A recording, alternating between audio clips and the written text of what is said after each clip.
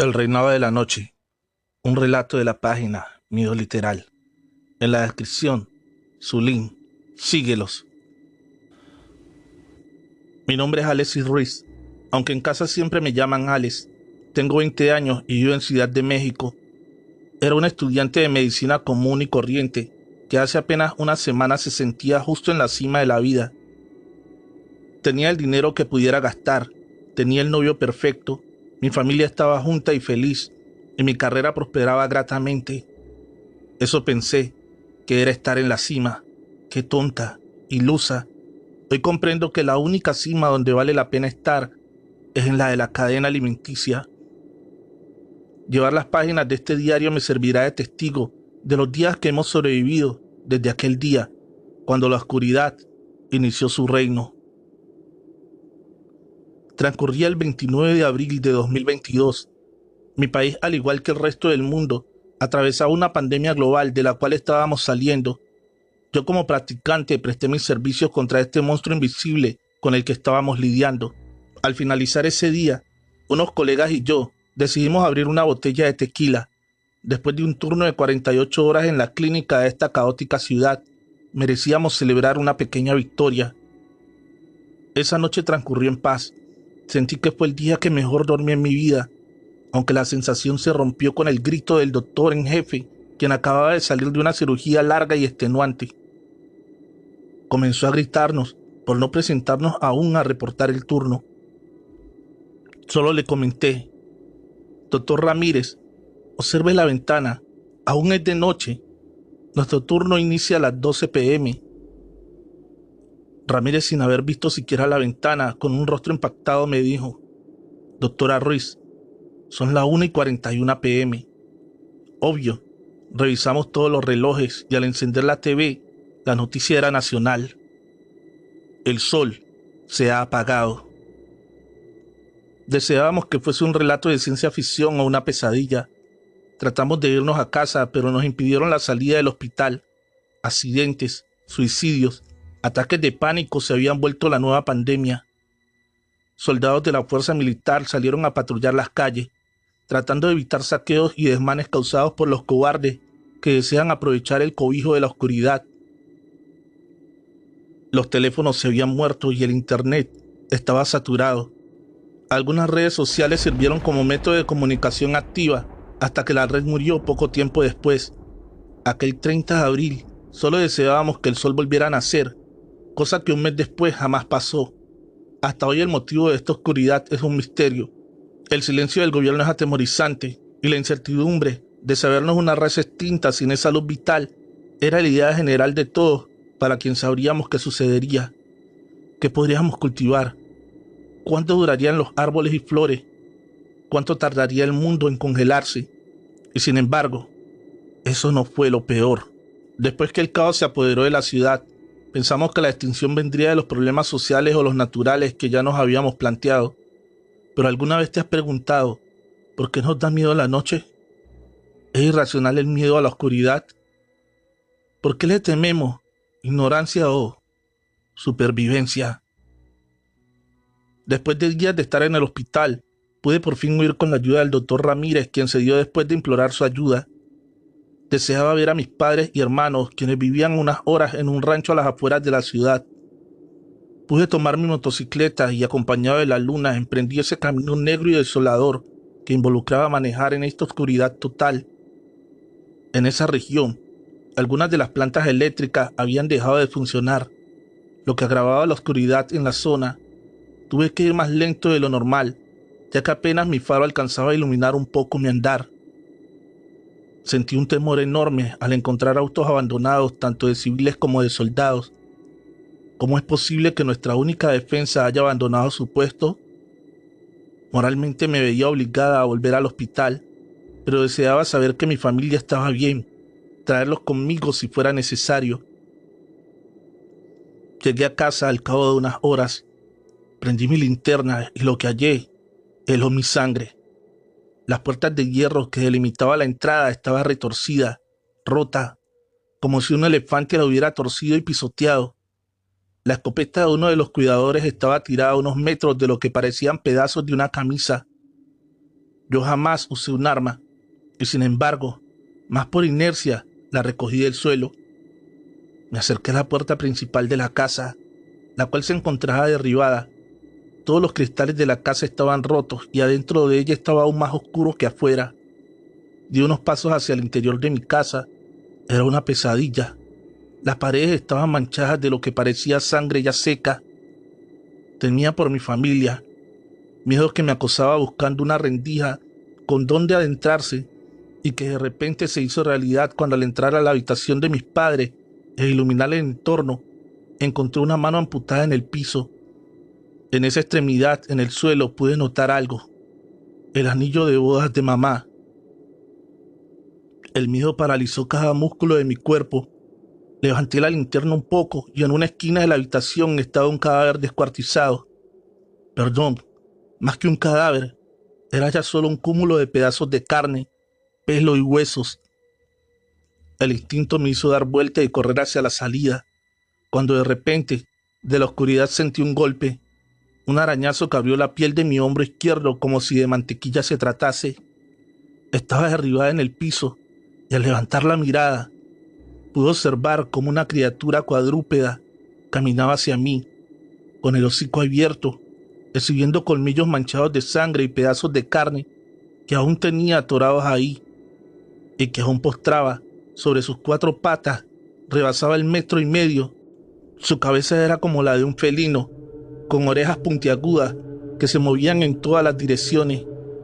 Tenía ojos pequeños que a esa distancia parecían 2 puntos rojos, los cuales no tenían párpados.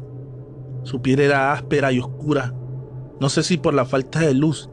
Sobre la espalda tenía unos picos afilados que parecían provenir de la columna vertebral y culminaban con la cola, la cual la punta estaba dividida en 2 partes. La bestia paseaba la lengua por sus fauces al observarme tirada en el piso. Lentamente se movía hacia mí, desplegando de sus patas delanteras unas garras que con cada paso que avanzaba podía oírse cómo penetraban al piso de aquella habitación. Había soltado la escopeta con el corte sobre mi brazo izquierdo. Estaba desvalida y desarmada en el piso de aquel cuarto que de seguro iba a ser mi tumba. Y como si de una luz de fe se tratase, escuché la voz de mi hermano que fieramente me indicó: «¡Cúbrete, Alex!», arrojando con una puntería horrorosa una botella que se incendió al golpear el piso de esa oscura habitación. La bestia retrocedía al ser repelida por más luz de esa mezcla química que por el propio fuego en sí. Samuel me tomó del brazo y me levantó del suelo, saliendo a través de la ventana conmigo casi a rastras. Ese monstruo demoníaco no podía ni siquiera acercarse al fuego, lo que nos permitió llegar al sótano de papá, aquel donde guardaba todos los licores que por el mundo coleccionó durante tantos años. Agradecí a mi hermano su acto heroico al salvarme de esa abominación, al mismo tiempo que le recordé lo malo que siempre fue lanzando. La abracé con todas mis fuerzas y lloré en sus brazos. Me contó de cómo mis padres habían sido devorados por esos animales unos días después de que todo se oscureció, y de cómo él se había resguardado en ese sótano desde hace una semana. Papá tenía instalado aquí un abastecimiento de agua potable y mucha comida enlatada que le gustaba recolectar para las salidas al campo que le gustaba dar con nosotros. Samuel con el licor hizo unas antorchas muy prácticas justo a la entrada del recinto que proveían de una luz que llenaba todo ese pequeño pasillo. En sus propias palabras decía: «Ni siquiera usaría puertas, esas bestias huyen de la luz al contacto». Me contó de cómo la Guardia Nacional vino a auxiliarlos para llevarlos a un lugar seguro al pasar unos días del funesto evento, acto que se vio frustrado por esos fenómenos que comenzaron a asesinar para después devorar a todo aquel que se rodeaba de esta noche perpetua. Después de discutir con él bastante, accedió a acompañarme al hospital. Le hice ver que una vez que se apagara su última antorcha o sus suministros terminaran, él sería presa fácil. Además, esas cosas aún no llegaban a la ciudad debido a las plantas eléctricas que aún suministraban luz a la orbe.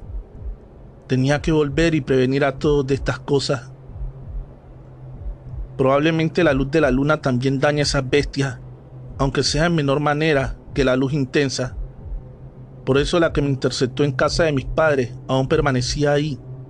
Tuve suerte de elegir esa noche para salir. Sin la luna llena estaría muerta muy probablemente. Solo algo me causa incertidumbre. ¿Cómo aún puede haber luz de luna? ¿Acaso no es un reflejo del sol? Es muy raro, aunque no voy a debatir su utilidad ahora.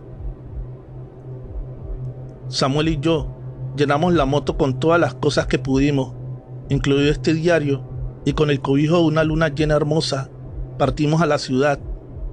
Él llevaba sosteniendo una linterna con una luz muy intensa apuntándola hacia atrás, y levantamos el faro un poco ampliado más el ángulo de la luz reflejada.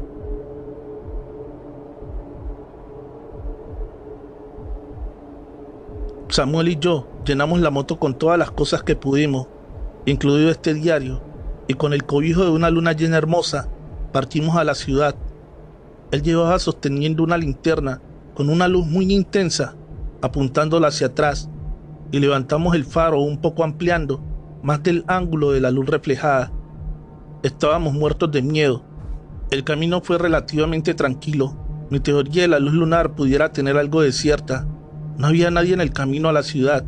¿Será posible que estos monstruos devoren hasta los huesos de sus víctimas? Era posible. Mi hombro y los puntos de sutura que me di damos fe de su brutal embestida. A unos cientos de metros observamos una gran explosión que iluminó momentáneamente el cielo de aquella carretera.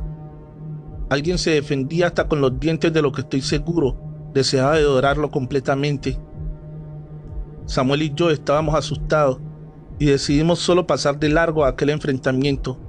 El fuego les daría oportunidad de huir mientras durase encendido.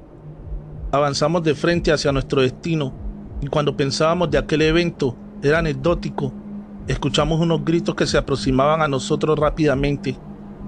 Un soldado herido que sostenía un pedazo de madera encendido corría desesperado a nosotros. La verdad, pensé en acelerar a fondo la moto y simplemente dejarlo atrás, pero algo en mí hizo que frenara, y aunque Sam me gritaba y jaloneaba para que nos largáramos de ahí, simplemente yo no podía dar la espalda a alguien.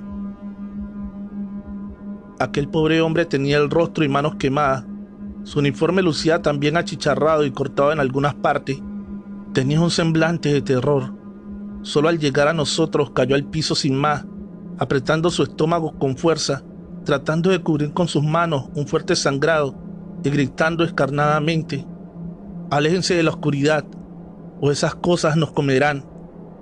Levanté su camiseta para observar la herida. Sus tripas estaban de afuera, y él con su mano la sostenía para que no se separaran de él hacia el piso. Poco podía hacer ahí, más que tratar de cubrirlo y alentarlo a seguir vivo. Con cada frase que daba escupía sangre, y con ello, lo último que le quedaba de vida. Traté de hacer que callara, pero él con sus últimos alientos nos contó cómo su misión de rescate lo llevó a tratar de despejar un túnel carretero, y en esa penetrante oscuridad solo hubo espacio para una brutal masacre. Tuvo que meterse al fuego para librarse del asedio de esas bestias. De ahí las graves quemaduras por todo su cuerpo, y de cómo su guarnición trató de aguantar hasta que solo quedó él, muy mal herido, sin más remedio que elegir morir quemado o devorado por los que él llamaba sombras. Cuando oyó el motor de nuestra moto, corrió hacia acá pensando que éramos los refuerzos. Pobre hombre, falleció sobre el asfalto de esa carretera fría, viendo cómo sus esperanzas de salvación se reducían a nada al vernos a Sam y a mí rodando en ese negro camino. No podíamos cargar con un cadáver, así que hicimos lo más humano que pudimos y prendimos fuego al honorable cabo Rodríguez. Ojalá que nada quede de lo cual puedan hacer carroña a esas despreciables sombras. Pasaron unas horas más cuando llegamos a las puertas del hospital. No pensé jamás decirlo, pero qué bueno que regresé. Mi conciencia me mata, pero tener a mi hermano conmigo me alienta a seguir. Que este diario pase la voz cómo peleamos hasta el fin de esta negra noche eterna, y de cómo pelearemos por no ser victimizados por esas sombras que solo desean devorarnos. Trataré de actualizar en unos días más la entrada de este documento, tratando de averiguar de dónde vienen esas criaturas o cómo rayos aún hay luz lunar si el sol ya no está ahí. Ojalá en el futuro cercano sea de utilidad para quien llegue a encontrarlo, por si yo en vida no lo delego o si aún hay un futuro adelante. Trovadores, hemos llegado al final de este relato. Espero que te haya gustado.